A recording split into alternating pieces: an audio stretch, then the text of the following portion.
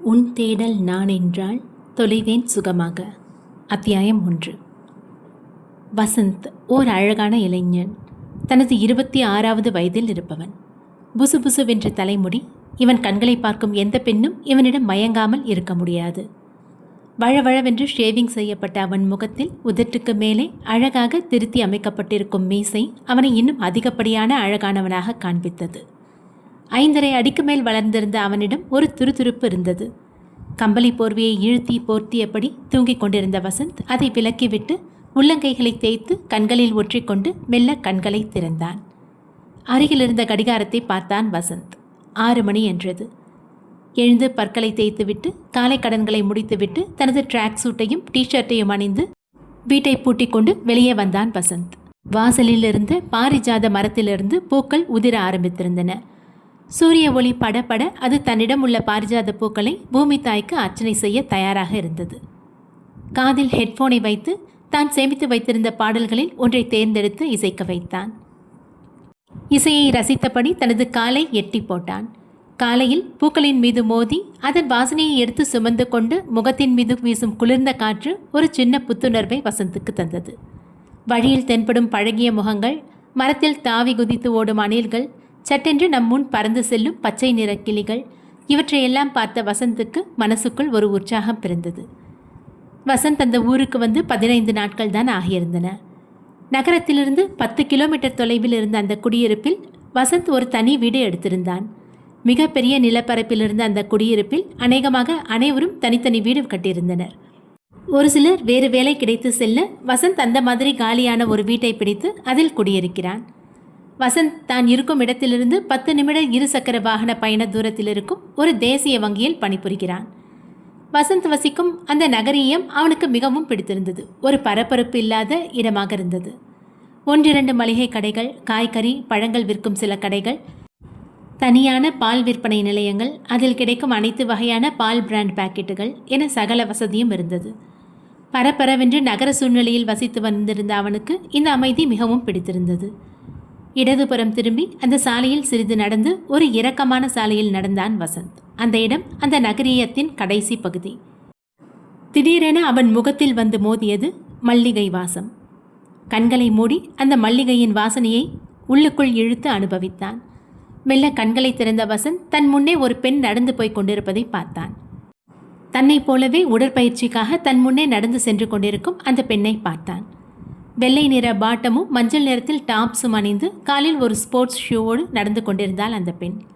தலைமுடியை ஒரு ரப்பர் பேண்டால் சுற்றி மிகவும் எளிதான தலை அலங்காரத்தில் இருந்தாள். அந்த பெண்ணுக்கு சுமார் 22 வயது இருக்கும். வசந்த் சாலையில் செல்பவர்களை சாதாரணமாக பார்ப்பது போல் அந்த பெண்ணை பார்த்துவிட்டு கவனத்தை வேறு புறம் திருப்பிவிட்டு பாடலை ரசித்தபடி நடக்க ஆரம்பித்தான். திடீரென்று வீடு கட்டப்படாத ஒரு காலி மனையிலிருந்து ஒரு கருப்பு நிற நாய் அந்த பெண்ணின் முன்னால் நின்று அவளை பார்த்து உரும ஆரம்பித்தது. மெல்ல அவளை நோக்கி நடக்க ஆரம்பித்து வள் என்று குறைக்க ஆரம்பித்தது. இதை சற்றும் எதிர்பார்க்காத அந்த பெண் ஐயோ என்று அலறியபடி பின்பக்கமாக நகர ஆரம்பித்தாள். சளைக்காத நாயும் அவளை நோக்கி ஓடி வந்தது. பின்புறம் நடந்து வந்து கொண்டிருந்த வசந்த் இதை பார்த்து அதிர்ச்சி அடைந்தான். வேகமாக நடக்க ஆரம்பித்த அந்த நாயிடமிருந்து தன்னை பாதுகாத்து கொள்ள அந்த பெண் திரும்பி வசந்தை நோக்கி ஓடி வர ஆரம்பித்தாள். வசந்தை பார்த்ததும் ப்ளீஸ் ப்ளீஸ் அந்த நாயினை துரத்துது என்று பயத்துடன் அவன் கைகளை பிடித்து அவன் முதுகின் அருகில் மறைந்து கொண்டாள். வசந்துக்கு ஒரு நிமிடம் மூச்சை நின்றுவிடும் போல் இருந்தது. அவன் இதுவரை எந்த ஒரு பெண்ணின் ஸ்பரிசத்தையும் அறியாதவன். அந்த பெண் ஓடி வரும்போதுதான் அவள் முகத்தை முழுதுமாக பார்த்தான். மிகவும் எடுப்பாக செதுக்கிய சிலை போல இருந்தாள். பயத்தில் வெளிரிய அவள் முகமும் மருண்ட கண்களும் அவள் அழகை இன்னும் எடுத்து காட்டின. அவள் ஓடி வந்தது வேட்டையாட வரும் சிங்கத்திடமிருந்து தன்னை காத்துக்கொள்ள ஓடி வரும் மானை போல இருந்தது. வசந்த் தன் தலையை சிலுப்பிக் கொண்டு நன உலகத்துக்கு வந்தான். தன் கையை பிடித்திருந்த அந்த பெண்ணின் கையை மெல்ல விலக்கிவிட்டு ஷ் என்று சத்தம் செய்தபடி அந்த நாயினை அடிப்பது போல பாவனை செய்தான். அந்த நாய் நின்று வசந்தை பார்த்து உருமியது. சட்டென்று குனிந்து ஒரு கல்லை எடுத்து அந்த நாயை குறிபார்த்து எறிய நாய் குறைத்து கொண்டே திரும்பி ஓடியது. ரொம்ப தேங்க்ஸ் சார், நாய்னா எனக்கு ரொம்ப பயம் என்று கையை கூப்பினாள் அந்த பெண். பரவாயில்ல, நாய்க்கு நீங்கள் பயப்படணும்னு அவசியம் இல்லை. சும்மா கீழே குனிஞ்சு ஒரு கல்லை எடுக்கிற மாதிரி பாவலா பண்ணாலே போதும், அது பயந்து ஓடிடும். இருந்தாலும் அது மாதிரி செய்ய மூளைக்கு தோண மாட்டேங்குதே. இல்லைனா வீட்டிலேருந்து புறப்படும் போதே கையில் ஒரு நீளமான குச்சியை எடுத்துங்க, நாய் கிட்டவே வராது என்றான் வசந்த். வேகமாக வந்த ஒரு மோட்டார் சைக்கிள் அவர்கள் அருகே வந்து சட்டென்று பிரேக் பிடித்து நின்றது.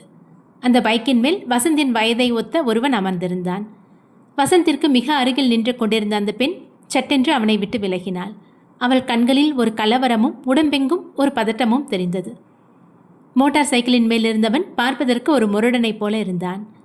வண்டியை சைட் ஸ்டாண்ட் போட்டுவிட்டு வலது காலை சீட்டை சுற்றி இறக்கி 2 கால்களையும் சேர்த்து நின்றான். வசந்தின் கண்களை தீர்க்கமாக பார்த்த அவன் கண்களில் கொஞ்சம் கூட சிநேகத்தன்மை இல்லை. வசந்தை பார்த்து, யாராவது பார்க்கறதுக்கு அழகான பொண்ணாக இருந்தால் உடனே ட்ராக் சூட்டோ ஒரு டிஷர்ட்டோ காலில் ஒரு பூமா ஷூவோ காலில் ஒரு ஹெட்ஃபோனை மாட்டிக்கிட்டு பின்னாலே வந்துடுவீங்களா என்றான். வசந்த் தன் காதில் இருந்த ஹெட்ஃபோனை எடுத்துவிட்டு, என்ன சார் எதை சொன்னீங்க என்று சிரித்தபடி கேட்டான். அந்த பெண்ணுக்கு தர்ம சங்கடமாகவும் பயமாகவும் இருந்தது. வந்தவனுக்கு கோபம் தலைக்கேற மறுபடியும் அதே கேள்வியை கேட்டான். இல்லைங்க, நீங்கள் நினைக்கிற மாதிரி இல்லைங்க என்று அந்த பெண் சொல்லும்போது அவன், ஏய் நீ சும்மா இரு, உனக்கு ஒன்றும் தெரியாது, இதுக்காக தான் உன்னை வாக்கிங் வர வேணான்னு சொன்னேன் என்றான். ஹலோ ப்ரோ, நீங்கள் நினைக்கிற மாதிரி இவங்க பின்னால் வரல நான். அதோ அந்த நாய் அவங்க மேலே பாஞ்சிச்சு. அவங்க பயத்தில் கத்துனாங்க, ஜஸ்ட் அந்த நாயை துரத்து விட்டேன், தட்ஸ் ஆல் என்று தனது தோளை குலுக்கியபடி சொன்னான் வசந்த். அதை நான் நம்பணுமா என்றவனை அதிர்ச்சியோடு பார்த்தான் வசந்த். வண்டியில் ஏறடி என்றவாறு வசந்தை பார்த்து முறைத்தான் வந்தவன். ஹாலில் சோஃபாவில் அமர்ந்திருந்த சிவசுந்தரம், புவனா குடிக்க கொஞ்சம் தண்ணி கொண்டு வாமா என்றார். இதோ வரேங்க என்று சொல்லியபடி ஒரு சொம்பில் தண்ணீர் கொண்டு வந்து அவர் கையில் கொடுத்தாள். என்னங்க ஆஃபீஸ் புறப்படலையா? கிளம்பணும். என்னங்க உடம்புக்கு சவம் இல்லையா? ரொம்ப சோர்வாக இருக்கீங்க. அதெல்லாம் ஒன்றும் இல்லை, ஆஃபீஸில் வேலை அதிகம், வீட்டுக்கு வரவே 8 மணி ஆயிடுது, தூக்கம் வேற சரியில்லை, அதான் ரொம்ப களைப்பாக இருக்குது. ஏங்க ஏன் தூக்கம் கெட்டு போகுது? மனசில் ஏதாவது கவலையா? என்கிட்ட எதுவும் மறைக்காதீங்க. இல்லை ஆஃபீஸில் ஏதாவது பிரச்சனையா? அதெல்லாம் எதுவும் இல்லை பவனா, நீ எதையும் போட்டு மனசை குழப்பிக்காத, அப்புறம் ப்ரெஷர் ஏறிடும். ஏதாவது பிரச்சனைனா உன்கிட்ட சொல்லாமல் வேறு யார்கிட்ட சொல்ல போகிறேன் நான்? ஏங்க உங்களை பற்றி எனக்கு தெரியாதா? கல்யாணம் ஆகி 29 வருஷம் ஆச்சு. உங்களோட ஒவ்வொரு அசைவும் எனக்கு அத்துப்படி. ஏதோ ஒரு விஷயம் உங்கள் மனசை வாட்டி வதைக்குது, அது என்னன்னு எனக்கு தெரியும். என்ன தெரியும் பவனா? நான் தான் ஒன்றும் இல்லைன்னு சொல்கிறேன்ல. அது உங்கள் உதடு மட்டும்தான் சொல்லுது, ஆனால் மனசு, கடவுளே என்னோட பையனுக்கு நல்லபடியாக ஒரு பொண்ணு கிடச்சி அவனுக்கும் கல்யாணம் ஆகி பொண்டாட்டி பிள்ளைங்களோட ரொம்ப சந்தோஷமாக பல காலம் நல்லா இருக்கணும்னு சொல்லுது. கரெக்ட் தானே என்றார் புவனா. அட சொன்ன மாதிரி சரியாக கண்டுபிடிச்சிட்டியே. நீ சொல்கிறது சரிதான் புவனா. 2 வாரமாக என்னோட மனசுக்குள்ளே நம்ம பையனோட கல்யாணத்தை பற்றின யோசனை தான் ஓடிட்டுருக்கு. எதுக்குங்க யோசனை? அவனுக்கும் 27 வயசு ஆயிடுச்சு, பொண்ணு பார்க்க ஆரம்பிச்சிட வேண்டியது தானே என்றார் புவனா. அதெல்லாம் சரி புவனா, பையன்கிட்ட ஒரு வார்த்தை சொல்ல வேணாமா? நாம் பாட்டுக்கு எல்லா ஏற்பாடும் பண்ணி அப்புறம் எதுக்கு இதெல்லாம் செஞ்சீங்கன்னு கேட்டால் நல்லா இருக்காதுல்ல. அதான் அவர்கிட்ட ஒரு வார்த்தை கேட்டுட்டு ஆரம்பிக்கலாம்.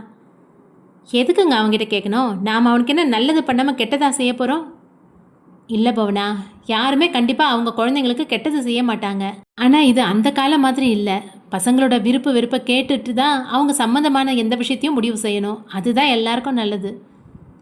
என்னங்க எப்படி சொல்கிறீங்க? நம்ம பையன் வசந்த் அப்படி இல்லைங்க. நாம் எது பண்ணாலும் அவனோட நல்லதுக்கு தான் பண்ணுறோன்னு அவனுக்கு தெரியும். போனா அப்படி நினச்சிக்கிறது அவன் நமக்கு கொடுத்த மரியாதை. அதே மாதிரி அவனை ஒரு வார்த்தை கேட்டுட்டு அவன் சம்மந்தப்பட்ட விஷயங்களை செய்கிறது அவனுக்கு நாம் கொடுக்குற மரியாதை. நல்ல நேரம் பார்த்து அவன்கிட்ட ஒரு வார்த்தை கேளு, அப்புறம் நாம் மற்ற விஷயங்களை பார்க்க ஆரம்பிக்கலாம். அதெல்லாம் வேணாங்க, நீங்கள் நல்ல பொண்ணாக பார்க்க ஆரம்பிங்க, நான் அவன்கிட்ட பேசிக்கிறேன். போனா பைத்தியம் மாதிரி பேசாத. ஒருவேளை அவன் யாரையாவது விரும்பி இருந்து அதை நம்மக்கிட்ட சொல்ல தயங்கிட்டு இருக்கலாம் இல்லையா? இப்போ நீ கல்யாண பேச்ச ஆரம்பித்தா ஒருவேளை அவன் காதல் அது இதுன்னு ஏதாவது இருந்தால் சொல்லுவான்ல. என்னங்க சொல்கிறீங்க? உண்மை தான் சொல்கிறேன் போவனா. ஒருவேளை அவன் எந்த பொண்ணையாவது காதலிச்சு அதை நம்மக்கிட்ட சொல்ல தயங்கிக்கிட்டு இருக்கலாம்ல. அதனால் நீ அவன்கிட்ட பேசு முதல்ல என்று சொல்லிவிட்டு ஆஃபீஸுக்கு புறப்பட்டார் சிவசுந்தரம். அந்த பெண் மோட்டார் சைக்கிளின் பின்புறம் ஏறி அமர்ந்ததும் 360 டிகிரி சுழற்றியபடி அந்த வண்டி வசந்த் வந்த வழியே திரும்பி ஓடியது. வசந்த் அந்த பெண்ணை நாயிடமிருந்து கடிபடாமல் பாதுகாத்தது. அந்த பெண் தேங்க்ஸ் என்று கூறியது. திடீரென்று ஒருவன் மோட்டார் சைக்கிளில் வந்தது. வசந்தை சத்தம் போட்டது. அந்த பெண்ணை ஏற்றிக்கொண்டு திரும்பி சென்றது. இவை அத்தனையும் 5 நிமிடத்தில் நடந்து முடிந்துவிட்டது. வசந்துக்கு சட்டென்று ஒரு எரிச்சல் வந்தது. ஏதோ உதவி செய்ய போக யாரோ ஒருவன் வந்து அவனை மரியாதை இல்லாமல் பேசியது கோபத்தை வரவழைத்தது. வேகமாக திரும்பி பார்க்க அந்த மோட்டார் சைக்கிள் ரோட்டில் இருந்த ஒரு சிறிய மேட்டின் மீது ஏறிக்கொண்டிருந்தது. வசந்தின் கண்களில் வண்டியின் பில்லியனில் அமர்ந்திருந்த பெண் தென்பட்டாள். அவள் கண்களில் மெல்லிய கண்ணீர் கோடு இருந்தது. அவள் கைகள் இரண்டும் வண்டி ஓட்டுபவன் கண்களில் தெரியாதவாறு வசந்தை பார்த்து கும்பிட்டது. அவள் வாய் சாரி என முணுமுணுத்தது. அந்த பெண் கண்ணீரோடு கைகூப்பியதைக் கண்ட வசந்தின் கோபம் கொஞ்சம் குறைந்தது. தூரத்தில் அந்த பெண் புள்ளியாக தெரியும் வரை வசந்த் பார்த்து கொண்டு இருந்தான். அந்த பெண் பார்வையிலிருந்து மறைந்ததும் வசந்த் காதில் ஹெட்ஃபோனை மாட்டியபடி மீண்டும் நடக்க ஆரம்பித்தான். ஆனால் மனதுக்குள் பல கேள்விகள் தோன்றியபடி இருந்தது. யார் அந்த பொண்ணு? யாரோ இருந்துட்டு போகட்டும். ஆனால் எதுக்கு அந்த பொண்ணோட கண்கள்லேருந்து கண்ணீர் வந்துச்சு? அவளோட அழுகைக்கு என்ன காரணம் இருக்கும்? அந்த பொண்ணு ஏதோ சொல்ல முயற்சிக்கிறது போல் இருந்துச்சே, அது என்னவா இருக்கும்? அந்த பொண்ணு திருமணம் ஆனவளா? அப்படி இருந்தால் அவன் அவளோட கணவனாக இருக்குமோ? அந்த பொண்ணை பார்த்தா ரொம்ப சின்ன பொண்ணாக தெரியுறா. ஒரு 20 வயசு இருக்கலாம். அநேகமாக திருமணம் ஆயிருக்காது. அப்படின்னா அவன் அவளோட சகோதரனாக இருப்பானோ? அதனால தான் அவனுக்கு இவ்வளோ கோவம் வந்துச்சான். ஆனால் அந்த பொண்ணு நெத்தியில் திலகம் இட்டிருந்தாலே, காலில் ஷூ அணிஞ்சிருந்ததுனால மெட்டி போட்டிருக்காளான்னு பார்க்க முடியல. ஒருவேளை கல்யாணம் ஆனவளோ? என்னதான் ஆனாலும் மோட்டார் சைக்கிளில் வந்தவன் கொஞ்சம் இங்கே தான் குறைஞ்சவனாக தான் இருக்கணும். என்ன ஏதுன்னு கூட பார்க்காம வந்தவங்கிட்ட ஒருமையில் பேசி மரியாதை தெரியாமல் பேசி தராதரம் தெரியாத ஆளாக இருப்பான் போல இருக்கேன் என்று நொந்து கொண்டான் வசந்த். தனது தலையை சிலுப்பி கொண்டவன், என்ன இது, ஏன் இப்படி என் மனசு அலப்பாயுது? அந்த பொண்ணு யாராக இருந்தால் என்ன, ஏதோ நம்மளான சிறிய உதவி பண்ணோம், அவ்வளோதான், ஏன் குழப்பிக்கணும் என்று இசையில் கவனத்தை செலுத்த தொடங்கினான். திடீரென்று மோட்டார் சைக்கிளில் வந்தவன் தன்னை மரியாதை இல்லாமல் பேசியது நினைவுக்கு வர வசந்த் தன்னிலை இழக்க கோபம் சுறுசுறுவென்று தலைக்கு ஏறியது. நான் கொஞ்சம் திருப்பி சத்தம் போட்டிருக்கணும், இப்படி ரொம்ப பெருந்தன்மையாக விட்டுருக்கக்கூடாது என்று மனதிற்குள் குமுறினான். ஆனால் அந்த பொண்ணை பார்த்தாலும் பாவமாக தான் இருந்துச்சு. அன்னியன் நான் ஒருத்தர் இருக்கிறத மறந்து அந்த பொண்ணுக்கிட்ட எப்படி முரட்டுத்தனமாக நடந்துக்கிட்டான். இன்னைக்கு யார் முகத்தில் முழிச்சன்னு தெரியலையே என்று யோசித்த வசந்த் காலையில் தனது முகத்தை கண்ணாடியில் பார்த்தது நினைவுக்கு வந்தது. கைபேசி ஒலிக்க ஹெட்ஃபோனை எடுத்துவிட்டு டிஸ்பிளேவை பார்க்க அது மிஸ்டர் சிவசுந்தரம் என்றது. அதை பார்த்ததும் ஒரு நிமிடம் அமைதியாக இருந்தான் வசந்த். சிறிது நேரம் ஃபோனையே பார்த்து கொண்டிருந்தவன் வேறு வழியின்றி வேண்டா வெறுப்புடன் இணைப்பில் இணைந்து என்றான். மறுமுனையிலிருந்து நான் அப்பா பேசுகிறேன் தம்பி என்றார் சிவசுந்தரம். ஒன்றும் இல்லை தம்பி, எப்படி இருக்கீங்கன்னு கேட்கலான் தான் ஃபோன் பண்ணேன். டிஃபன் சாப்பிட்டீங்களா? உடம்புக்கு ஒன்றும் இல்லையே, ஆஃபீஸ் கிளம்பிட்டீங்களா என்றார். வழக்கம் போல வசந்த் தரப்பிலிருந்து ஒரு நீண்ட மௌனம். சரி தம்பி, ஃபோனை வச்சிடுறேன் என்று ஃபோனை வைத்தார் வசந்தின் அப்பா. வெளிப்படுத்த முடியாத ஒரு கோபம் வசந்துக்கு வந்தது. தினமும் காலையில் ஒரு முறை கூப்பிட்டு இந்த 3 கேள்விகளை கேட்டுவிட்டு இவன் பதிலுக்காக ஒரு நிமிடம் காத்திருப்பார். வழக்கம் போல வசந்தும் எதுவும் பதில் கூறாமல் அமைதியாக இருப்பான். வசந்த் பதிலளிக்காததை பெரிதாக எடுத்துக்கொள்ளாமல் அவர் ஃபோனை வைத்து விடுவார். இன்றும் அதையே செய்தார். வசந்துக்கு அவன் மேலேயே கொஞ்சம் கோபம் வந்தது. இது என்ன பழக்கம்? எங்கேருந்து எனக்கு இப்படி ஒரு பழக்கம் வந்துச்சு? ஏன் வந்துச்சு? ஏன் அப்பா என்னை தினமும் கூப்பிட்டு பேசும்போது அவரோட பேசுறதை தவிர்க்கிறேன் என்று நினைத்து பெருமூச்சு விட்டான். இந்த கேள்வி மனதில் எழுந்தவுடன் அவனது மனநிலை சற்று தடுமாறியது. ஹெட்ஃபோனை காதிலிருந்து கழற்றி கழுத்தை சுற்றி வைத்துக்கொண்டு யோசித்தான். மோட்டார் சைக்கிளில் வந்து தன்னை எடுத்தெறிந்து பேசியவனுக்கும் தன்னுடைய அப்பா தினமும் பேசினாலும் பதில் பேசாத அலட்சியப்படுத்தும் தனக்கும் கொஞ்சம் கூட வித்தியாசம் இல்லை என்று வசந்துக்கு புரிந்தது. தனது ஸ்கூட்டரை சைட் ஸ்டாண்ட் போட்டு நிறுத்திவிட்டு ஹெல்மெட்டுடன் தான் வேலை செய்யும் வங்கியின் உள்ளே சென்றான் வசந்த். தனது இருக்கையில் அமர்ந்து மின்விசிறியின் சுவிட்சை போட்டான். குளுமையான காற்று கீழிறங்கி அவன் மேல் மெலிதாக வீசியது. மனம் சற்று அமைதி அடையத் தொடங்கியது.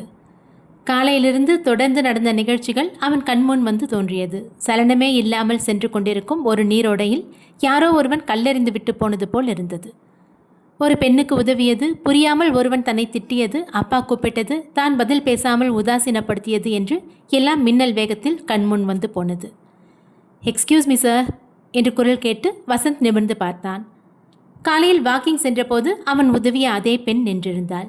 தலையை இழுத்து வாரி காலர் வைத்த சுடிதார் அணிந்து நெற்றியில் சிறிய பொட்டுடன் நல்ல வட்டமான முகத்துடன் பளீரென கவர்ந்திழுக்கும் லட்சணத்துடன் அந்த பெண் நின்றிருந்தாள். மிக மெல்லிய புன்னகை அவள் முகத்தில் ஓடிக்கொண்டிருந்தது.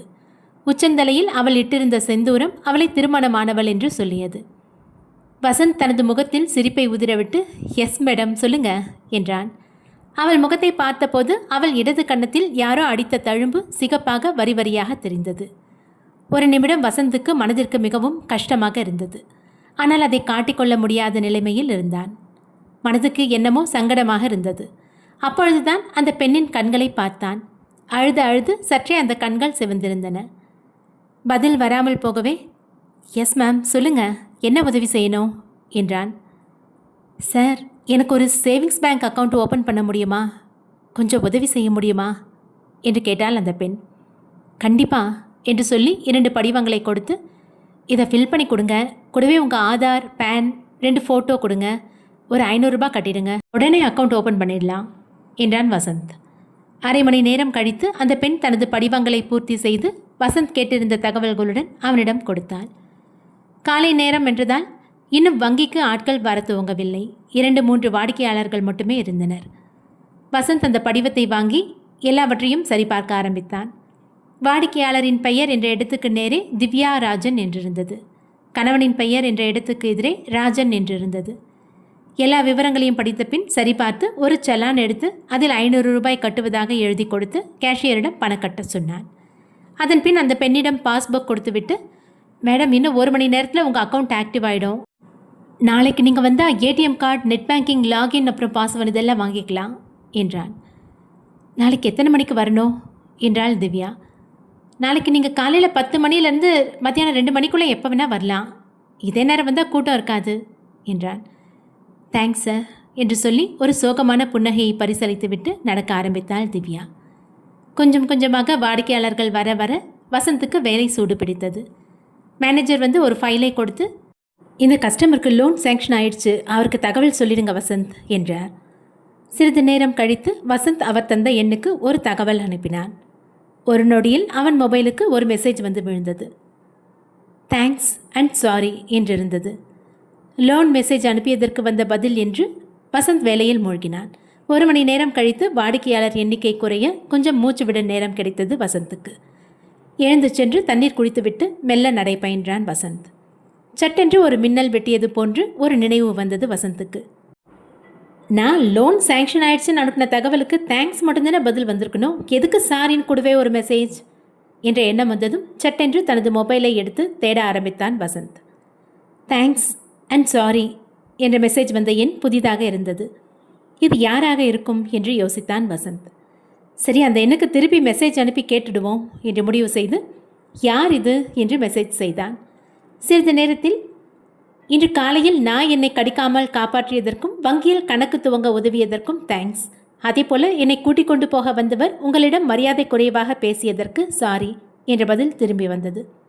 வசந்துக்கு இப்போது யார் என புரிந்தது. பரவாயில்ல என்று பதில் அனுப்பினான். அப்படி சொல்லுவது உங்களுடைய பெருந்தன்மை, ஆனால் உங்களை அவமதித்து பேசியது பெரிய தவறுதான், அதற்காக பெரிய சாரி. நீங்கள் வருந்தியதே போதும், நான் அந்த நிகழ்ச்சியை அப்பொழுதே மறந்துவிட்டேன் என்று பதிலளித்தான் வசந்த். சரி, பரவாயில்ல விடுங்க, எனக்கு இன்னைக்கு நேரம் சரியில்லை, ஓகே பார்க்கலாம் என்று இணைப்பை துண்டித்தான் வசந்த். மதிய உணவு இடைவேளை வரை வசந்துக்கு வேலை சரியாக இருந்தது. வசந்த் தனது வண்டியை எடுத்துக்கொண்டு 1/2 கிலோமீட்டர் தூரத்தில் இருந்த ஒரு ரெஸ்டாரண்ட்டுக்கு சென்றான். குழு வசதி செய்யப்பட்ட ஒரு அறைக்குள் நுழைந்து அமர்ந்து சிறிது நேரம் வெயிலில் வந்திருந்த களைப்பை போக்கிக் கொண்டான். அங்கு வந்திருந்த பணியாளரிடம் தனக்கு வேண்டிய உணவினை ஆர்டர் செய்துவிட்டு தனது கைபேசியை எடுத்து பார்க்க ஆரம்பித்தான். சட்டென்று நினைவுக்கு வந்தது. காலையில் வங்கிக்கு வந்த அந்த பெண்ணுக்கு தன்னுடைய கைபேசியின் எண் எப்படி தெரிந்திருக்கும்? யார் சொல்லியிருப்பார்கள்? என்னுடைய எண்ணை தெரிந்து கொண்டுதான் குறுஞ்செய்தி அனுப்பினார்களா என்று யோசித்தான். அப்பொழுது டிங் என்று வந்து விழுந்தது ஒரு செய்தி. மதிய உணவு சாப்பிட்டு விட்டீர்களா என்றது. ஓ, அந்த பொண்ணு தான் என்று சிரித்தபடி, இப்போ தான் சாப்பிட வந்திருக்கேன், நீங்கள் சாப்பிட்டாச்சா என்று செய்தி அனுப்பினான். நானும் இப்போ தான் சாப்பிட்றேன். சரி, என்னோடய ஃபோன் நம்பர் எப்படி உங்களுக்கு கிடைச்சது? யாரோ கொடுத்தாங்க. அதான் யார் கொடுத்தாங்க? உங்கள் பேங்க்கில் தான். பேங்க்லையா? யார்? உங்கள் கூட வேலை செய்கிறவர் தான். யார்? நீங்கள் எதுக்கு என்னோடய நம்பரை வாங்கினீங்க? என்னோட வங்கி கணக்கு சம்மந்தமாக ஏதாவது விவரம் வேணும்னா யாரை தொடர்பு கொள்கிறதுன்னு கேட்டேன். எஸ், உங்கள் கூட வேலை செய்கிறவர் ஒருத்தர் உங்கள் டேபிள்லேருந்து உங்கள் விசிட்டிங் கார்டை எடுத்து கொடுத்து ஏதாவது தகவல் வேணும்னா உங்களை தொடர்பு கொள்ள சொன்னார். ஓ அப்படியா, சரி சரி. தப்பாக நினைக்காதீங்க, நான் காலையில் நடந்த சம்பவத்துக்கு மன்னிப்பு கேட்க தான் உங்களுக்கு தகவல் அனுப்பினேன். உண்மையிலேயே காலையில் உங்களை அப்படி கேட்டிருக்கக்கூடாது, சாரி சார். பரவாயில்ல விடுங்க, என்னமோ நடந்தது நடந்துருச்சு, கொஞ்சம் அப்செட் ஆனது உண்மைதான். ஆனால் நீங்கள் காலையில் மன்னிப்பு கேட்டதும் நார்மல் ஆகிட்டேன். Thanks sir. நீங்கள் மட்டும் அப்போ அங்கே இல்லைன்னா அந்த நாய் என்னை கடிச்சு ஒரு வழி பண்ணியிருக்கோம். அதுக்கப்புறம் வீட்டில் ஒரு பெரிய ரணகலமே ஆயிருக்கும். நாய்க்கெல்லாம் பயப்படாதீங்க, சும்மா கையை வீசி சூன்னு சொன்னாலே போதும், அது போயிடும். அப்படியா? ஓகே. என்னை திட்டிட்டு உங்களை கூட்டிகிட்டு போனாரே, அவர் யார்? என் ஹஸ்பண்ட். அதை படித்துவிட்டு யோசனையில் ஆழ்ந்தான் வசந்த். காலையிலிருந்து தொடர்ந்து வேலை இருந்து கொண்டே இருந்தது வசந்தின் அம்மா புவனாவிற்கு. சிவசுந்தரம் அலுவலகம் சென்ற பின் வாசல் கதவை தாழ் போட்டுவிட்டு விளக்குமாறால் வீடு முழுவதையும் பெருக்கி சுத்தமான தண்ணீரால் துடைத்துவிட்டு துணிகளை தோய்த்து உலர்த்திவிட்டு குளித்து சமைத்து முடிக்க 9:30 ஆகிவிட்டது. அதன் பிறகு பக்கத்தில் சென்று கோதுமை வாயை அரைத்து கொண்டு வீட்டிற்கு திரும்பி வரும்பொழுது மணி 10. ஒரு வாய் உணவை எடுத்து வாயில் வைக்கும் பொழுது கைபேசி ஒலித்தது. ஹலோ, நான் தாம்மா பேசுகிறேன். சாப்பிட்டியா போனா? சிவசுந்தரம் கேட்டார். இப்போ தான் சாப்பிட உட்காந்தேங்க. நீங்கள் டீ குடிச்சிங்களா? நானும் இப்போ தான் குடிச்சிட்ருக்கேன். பையனுக்கு ஃபோன் பண்ணிட்டியாம்மா? அவன்கிட்ட கல்யாணத்தை பற்றி பேசுனியா? இல்லைங்க, காலையிலேருந்து வேலை சரியாக இருக்குது. சாப்பிட்டுட்டு இனிமேல் தாங்க பேசணும். சீக்கிரம் பேசுமா. அவன் சரி சொன்ன வாட்டி தான் நாம் பொண்ணு பார்க்க ஆரம்பிக்கணும். சரிங்க, பேசுகிறேன். நீங்கள் காலையில் அவன்கிட்ட பேசும்போது இதை பற்றி பேசலையா? ஒரு நீண்ட அமைதி மறுபுறம். என்னங்க பதிலே பேச மாட்டேங்கிறீங்க? வழக்கம் போல் அவன் பேசலையா? அதை விடுமா, நீ சாப்பிட்டுட்டு ப்ரெஷர் மாத்திரையை போடு. நீங்கள் பேச்சை மாற்றாதீங்க. அவன் பேசலையா சொல்லுங்கள். அவன் மனசில் என்ன நினச்சிட்ருக்கான்னு இன்றைக்கே கேட்டுடுறேன். அட விடுமா, இது என்ன புதுசாக இன்றைக்கி மட்டுமா பேசாமல் இருக்கான்? அது இல்லைங்க, எதுவும் பேச வேணாம் போனா. எனக்கு தெரிஞ்சு 17 வருஷமாக அவன் என்கிட்ட பேசினதே இல்லை. நம்ம 2 பேரும் இதை பற்றி தினமும் பேசி பேசி மனசு வருத்தப்படுறது மட்டும்தான் மிச்சம். சரிங்க, அதுக்காக அப்படியே விட்டுட முடியுமா? அது என்ன அவ்வளோ வீம்பு? போனா, என்ன பேசுகிற நீ? அவர் என்ன சின்ன குழந்தையா? அவருக்கு இப்போ 27 வயசு ஆகுது. தோளுக்கு மேலே வளர்ந்துட்டாரு. பையன் அவரை ட்ரீட் பண்ணக்கூடாது, ஒரு நல்ல நண்பனாக தான் நடத்தணும். அப்படி நண்பனாவது உங்கள் கூட பழகலையே, அதாங்க எனக்கு ரொம்ப வருத்தமாக இருக்குது. சரி விடு போனா, அன்பு மரியாதை எல்லாம் தானாக வரணும், அதை வற்புறுத்தி பெற முடியாது. அழும் குரல் கேட்டது சிவசுந்தரத்திற்கு. அவர் மனம் சங்கடப்பட்டது. புவனா, எதுக்குமா அழற? அழாத, என் மனசும் கஷ்டமாக இருக்குது. நான் அழறதையே தாங்க முடியாத உங்களுக்கு உங்கள் கூட அவன் ரொம்ப வருஷமாக பேசாமல் இருக்கிறது எவ்வளோ மனவலியை கொடுத்துட்ருக்கோன்றதை என்னால் புரிஞ்சுக்க முடியுதுங்க. ஆனால் அதை வெளியே காமிச்சா என்னோடய மனசு சங்கடப்படும். நீங்கள் வெளியே காட்டிக்காமல் இருக்கீங்க. அதெல்லாம் எனக்கு வருத்தம் இல்லை புவனா, கண்டிப்பாக அவர் பேசுவார். நீ சும்மா மனசை போட்டு குழப்பிக்காத. சாப்பிட்டுட்டு மாத்திரையை போட்டுட்டு தூங்கு. அவர் இப்போ ஆஃபீஸில் இருப்பார், சாயங்காலம் பேசு என்றார் சிவசுந்தரம்.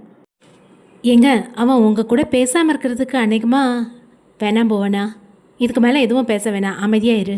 சாயங்காலம் நான் வீட்டுக்கு வந்த உடனே நீ அவன்கிட்ட அவன் கல்யாண விஷயம் பற்றி பேசு. அவர் சரி சொன்னார்னா உடனே அவரோட ஜாதகத்தை நமக்கு தெரிஞ்சவங்ககிட்ட கொடுத்து பொண்ணு பார்க்க ஆரம்பிக்கலாம். எப்படியாவது இந்த தை மாதம் கல்யாணத்தை முடிச்சிடணும். என் ஹஸ்பண்ட் என்று அவள் அனுப்பிய மெசேஜுக்கு பதில் என்ன அனுப்புவது என்று மனதுக்குள் ஒரு சிந்தனை ஓடிக்கொண்டிருந்தது வசந்திற்கு. திடீரென ஒரு சின்ன பயமும் மனதிற்குள் வந்தது. அதுவரை அவன் அனுப்பிய குறுந்தகவல்களை முழுவதும் நிதானமாய் படித்தான். மரியாதையை மீறாத செய்திகளை மட்டும்தான் தான் அனுப்பியிருந்தது புரிந்து ஒரு பெரிய நிம்மதி மூச்சு வந்தது அவனுக்கு. ஹலோ, என்ன ஆச்சு என்று செய்தி வந்து விழுந்தது. சிறிது யோசனைக்கு பின் நத்திங் நத்திங் என்று பதிலளித்தான். சார், நான் உங்களுக்கு அதிகமாக செய்தி அனுப்புறதுனால என்ன தப்பாக எடுத்துக்காதீங்க. பரவாயில்லைங்க. நிஜமாவே இன்றைக்கி காலையில் உங்களை அவர் நடத்தின விதத்தை பார்த்து எனக்கு மனசுக்கு ரொம்ப கஷ்டமாயிடுச்சு.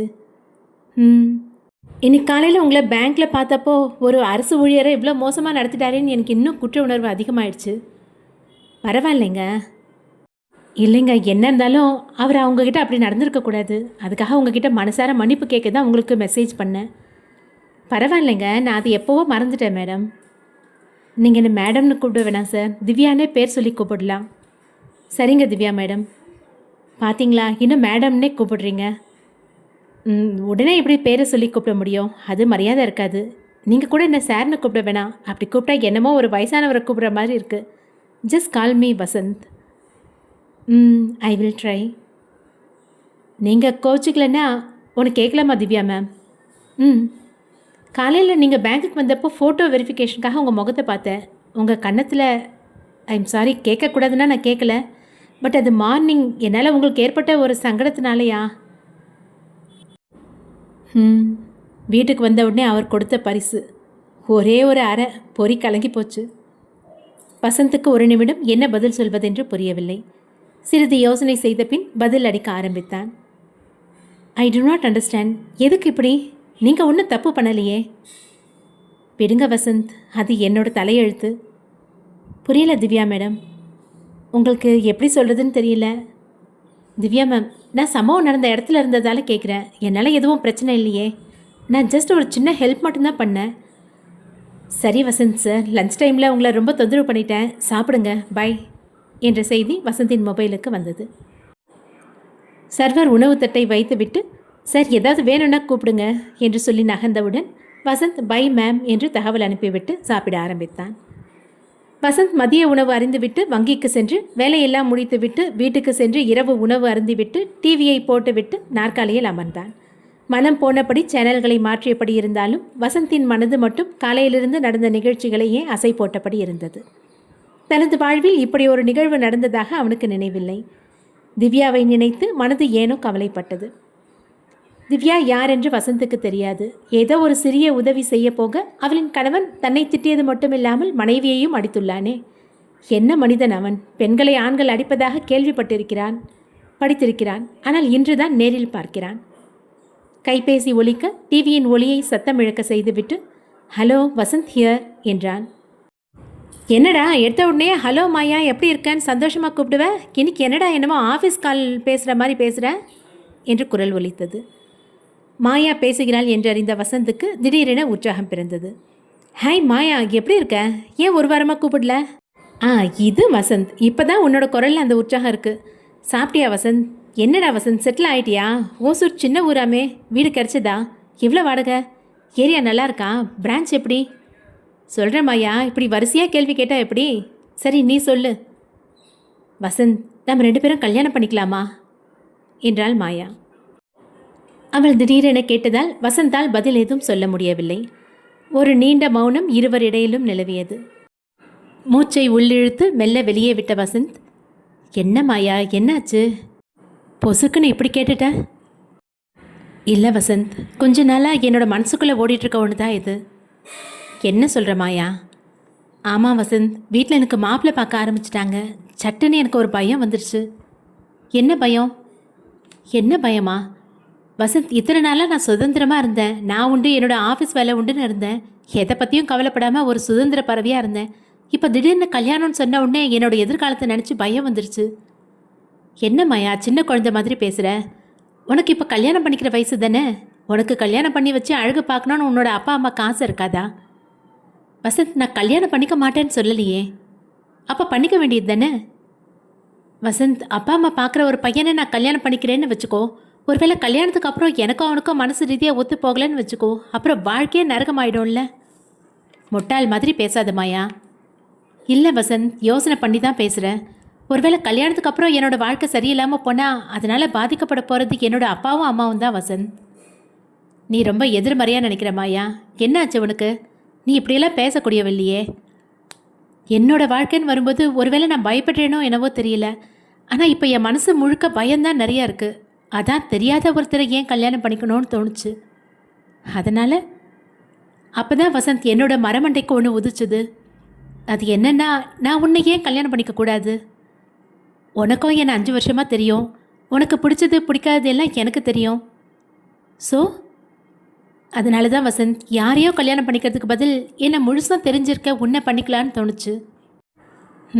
சாய்ஸ்லாம் என்ன செலக்ட் பண்ணியிருக்க? நீ ஏன் அப்படி நினைக்கிற வசந்த்? பின்ன எப்படி நினைக்க சொல்கிற மாயா? இத்தனை வருஷமாக பழகிறோம், அப்பெல்லாம் வராத ஒரு யோசனை இப்போ வந்திருக்குன்னா அதுக்கு என்ன அர்த்தம்? உன்னை கல்யாணம் பண்ணிக்க ஆசைன்னு அர்த்தம். நான்சென்ஸ். எனக்கு அந்த மாதிரி எந்த ஆசையும் இல்லை மாயா. அப்படி சொல்லாத வசந்த். நான் கல்யாணம் ஒன்று பண்ணிக்கிட்டா உன்னை மட்டும்தான் பண்ணிக்குவேன். என்ன மாயா முட்டாள்தனமாக பேசுகிற? நீ ஏதோ ஒரு ப்ரெஷரில் என்னை கல்யாணம் பண்ணிக்கலான்னு முடிவு எடுத்திருக்க. நம்ம 2 பேருக்கு இடையில மட்டும் மன இடைவெளி வராதுன்னு என்ன நிச்சயம்? அதெல்லாம் வராது மாயா. லுக், கல்யாணம் ஒன்றும் சாய்ஸில் பண்ணிக்கிறது இல்லை. மனசு ரெண்டும் ஒத்து போகணும். அப்பா அம்மா பார்க்குற பையன் கூட மட்டும் எப்படி மனசு ஒத்து போகும் வசந்த்? மாயா, அவங்க வெறும் பையனை மட்டும் பார்க்கறது இல்லை. அவனோட ஃபேமிலி, அவனோட ரிலேட்டிவ்ஸு, சமூக அந்தஸ்து, இன்னும் பல விஷயங்களை பார்த்து தான் செய்வாங்க. லுக் வசந்த், நான் என்னோட முடிவில் ரொம்ப தீர்மானமாக இருக்கேன். நீயும் நானும் ஒரே காலேஜில் 3 வருஷம் படித்தோம். அப்புறம் 2 வருஷம் ஆல்மோஸ்ட் தினமும் பேசுவோம், அரட்டை அடிப்போம். நான் என்னோட எல்லா விஷயங்களும் உன்னோட ஷேர் பண்ணிகிட்ருக்கேன். ஒத்துக்கிறேன் மாயா, அதுக்காக நாம் 2 பேரும் கல்யாணம் பண்ணிக்கலான்னு நீ சொல்கிறத என்னால் ஏற்றுக்க முடியாது. இல்லை Vasanth, I made my mind. You are my choice. வசந்துக்கு சுர்ரென்று கோபம் தலைக்கேறியது. Sorry Maya, I can't accept your proposal.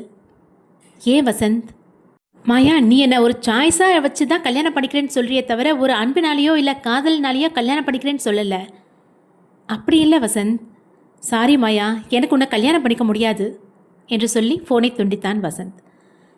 Vasanth வீட்டு வாசலில் வந்து நின்றான். பாரிஜாத மரத்திலிருந்து பூவின் வாசனை வந்து கொண்டிருந்தது. வானத்தில் முழு நிலவு பூரணமாக தனது வெளிச்சத்தை இறைத்து கொண்டிருந்தது. காதில் இருந்த மினி ஸ்பீக்கரின் வழியே இளையராஜாவின் இசை வழுக்கிக் கொண்டு காதில் விழுந்தது.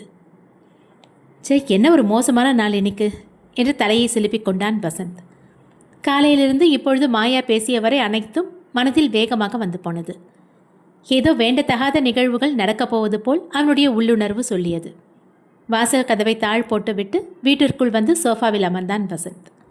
ஹாலில் பெரிய அளவில் மாட்டப்பட்டிருந்த பிள்ளையார் படத்தை பார்த்து, கடவுளே, எந்த பிரச்சனையும் வரக்கூடாது என்று வேண்டிக் கொண்டான். கைபேசி ஒலிக்க பயத்துடன் அதை பார்த்த வசந்த் அம்மா காலிங் என்று இருந்ததை பார்த்து சற்று நிம்மதி அடைந்தான். ஹலோ அம்மா, எப்படி இருக்க? சாப்பிட்டியா? உலகின் எந்த மூலையில் இருந்தாலும் தனது குழந்தைகள் அது ஆணோ இல்லை பெண்ணோ, எப்படிமா இருக்க, சாப்பிட்டியா, உடம்புக்கு ஒன்றும் இல்லையே, இந்த 3 கேள்விகள் மட்டுமே ஒவ்வொரு பெற்றோரையும் சந்தோஷப்படுத்தும். இருக்கேன் வசந்த், நீ எப்படிப்பா இருக்க? இருக்கேம்மா, நல்லா இருக்கேன். சாப்பிட்டியா வசந்த்? எங்கே சாப்பிட்ட? ஹோட்டல்லையா? இல்லைம்மா, வீட்லேயே உப்புமா பண்ணி சாப்பிட்டேன். சரிப்பா வசந்த். அப்பா காலையில் பேசினாராமே, நீ வழக்கம் போல் ஒன்றும் பேசலையாமே, ஏன்பா? பாவம்ப்பா அவர். இன்னமும் எத்தனை நாள் அவரோட பேசாமல் இருக்க போகிற? ரொம்ப தப்புப்பா. அதெல்லாம் ஒன்றும் இல்லைம்மா, தினமும் கேட்குற 3 கேள்வியை மட்டும் கேட்குறாரு, பதில் சொல்கிறதுக்குள்ளே ஃபோனை வச்சிடுறாரு. வசந்த், போதும், நீ பொய் சொல்லிட்டு என்ன மட்டும் ஏமாத்தலை, உன்னையும் ஏமாத்திக்கிற. உனக்கு விவரம் தெரிஞ்ச பிறகு வாழ்நாளில் அவரோட பேசின நேரத்தை எல்லாம் கூட்டினா மொத்தம் 24 மணி நேரம் கூட வராது. அம்மா, அப்படியெல்லாம் இல்லைம்மா. என்ன அப்படி இல்லை? நான் உன்னை பார்த்து பார்த்து வளர்த்தவன், எனக்கு தெரியாதா என்னோட பையனை பற்றி? ஆனால் நீ பண்ணுறது கொஞ்சம் கூட நல்லாவே இல்லை. வாழ்க்கையில் ரொம்ப தப்பு பண்ணுற, இதுக்காக நீ பின்னாடி ரொம்ப வருத்தப்படுவ. மா விடுமா, வேற ஏதாவது பேசு. இந்த விஷயத்துக்காக தினமும் நீ என் கூட சண்டை போட போறியா? ஏன்பா புரிஞ்சுதான் பேசுறியா? எல்லாம் என்னோட தப்பு. உன்னை வளர்க்கும் போதே எல்லாம் சொல்லி வளர்த்துருக்கணும். உன்னோட அப்பா போனா வாயை முடிக்கிட்டு சும்மா இருக்க மாட்டேன். இதுக்கு மேலே ஒரு வார்த்தை பேசினா அப்புறம் ஆயுசுக்கும் உன்னோட பேச மாட்டேன். நான் சொன்ன விஷயத்தை மட்டும் அவர்கிட்ட கேளு என்று வசந்தின் அப்பா சத்தம் போடுவது இங்கே இவன் காதில் விழுந்தது. சரிங்க என்று கணவரிடம் சொல்லிவிட்டு, வசந்த், உனக்கு கல்யாணம் பண்ணி வைக்கலான் இருக்கோம். நீ மனசில் யாரையாவது நினச்சிருக்கியா? அப்படிலாம் இல்லைம்மா. அப்போ சரிப்பா, ஒரு பொண்ணு பார்த்துருக்கேன், பேரு யாழினி என்றார். அடுத்த அத்தியாயம் விரைவில் தொடரும். நன்றி.